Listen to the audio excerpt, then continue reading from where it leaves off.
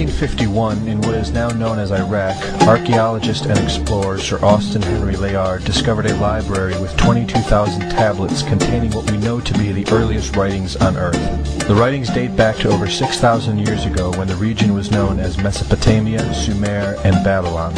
Amongst these vast writings is a story which mirrors the book of Genesis in the Bible. It tells a story of a great flood which reshaped the face of the planet Earth and all of her inhabitants.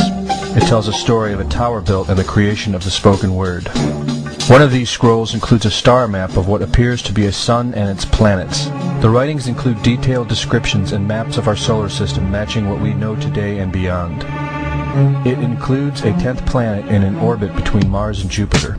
It is written that the 10th planet Nibiru was thrust into our solar system and collided with the planet Tiamat.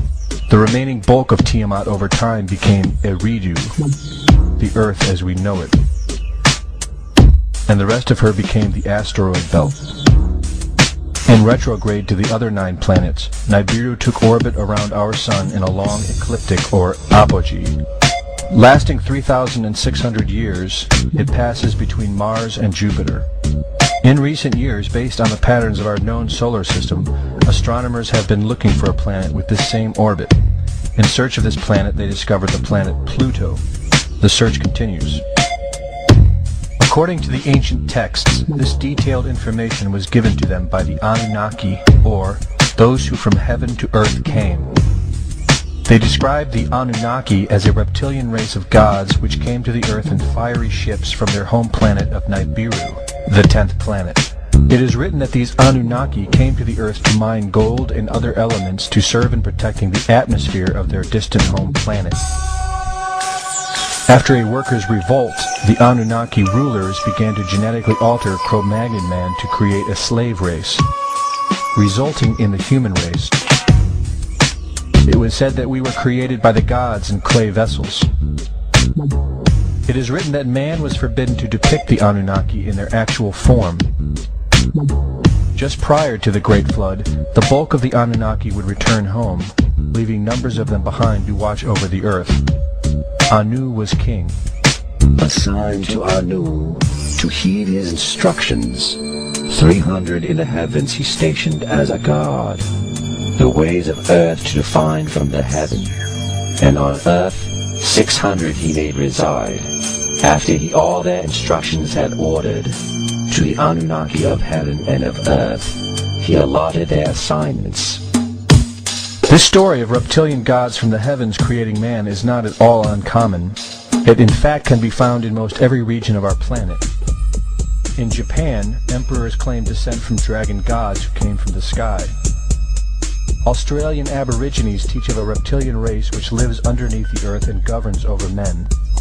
They believe they are descendants of a race of dragon humans. China teaches the serpent queen Nukua interbred with man. India calls these reptilian gods Nagas and claim they seeded their royal families. Throughout the Middle East, it is believed a serpent race created man. The book of Genesis tells of giants who came from the heavens to breed with the daughters of man. They are called the Nephilim. In Africa, they call them Chitauri, children of the serpent. The royal kings of Africa claim descent from serpent gods who came from the sky. In South America, the Mayans teach that their ancestors were the people of the serpent. The Aztecs were said to be created by a serpent woman.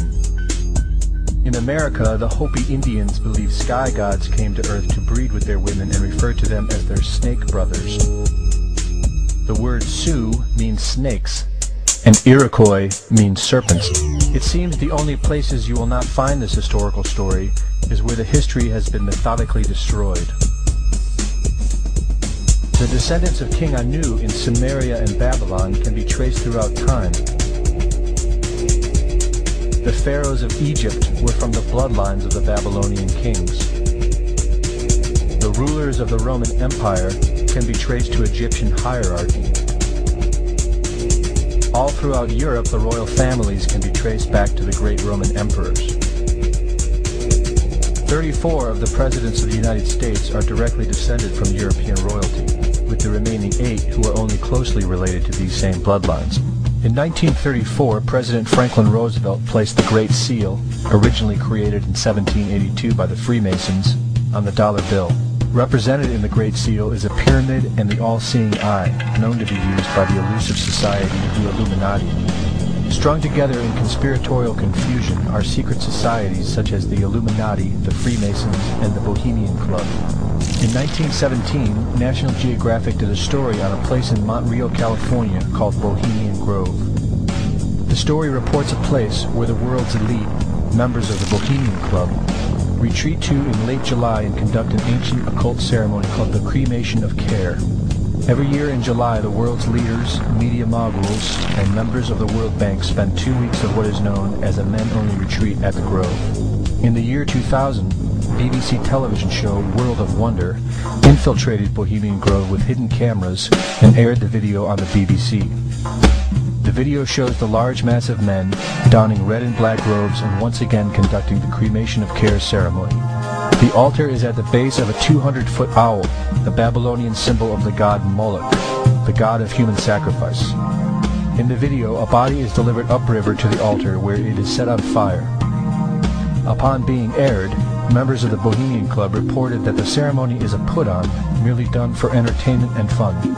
This history tells a story of our world leaders having a deep involvement in satanic tradition, worshipping our reptilian overlords, the serpent gods. It poses the possibility that we may be and have always been enslaved by our leaders, no different than sheep or cattle. There is an endless amount of information out there which supports this, but don't take my word for it.